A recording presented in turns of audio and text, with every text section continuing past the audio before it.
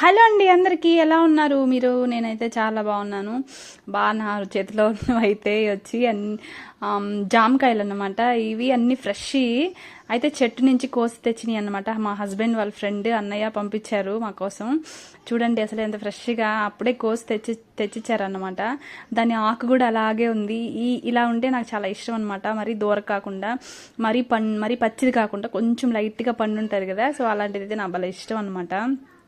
ఇది చూడండి, చిలక కొట్టిన పండు అంటారు కదా, జామ పండు కానీ మామిడి పండు కానీ చిలక కొట్టింది అంటారు కదా, సో అది అన్నమాట. అయితే అది చిలక కొట్టిందో నిజంగా పాము కొరికిందో అదైతే తెలియదు మనకు.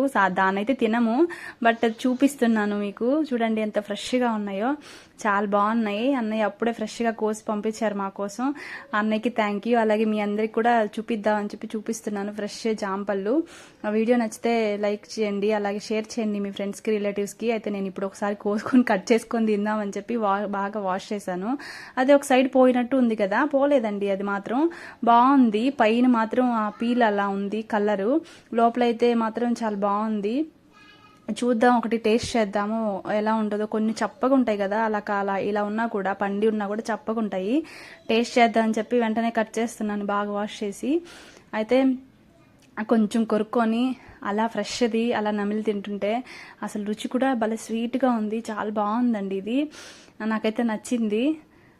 చాలా బాగుంది. ఓకే అండి, బాయ్ అండి అందరికీ.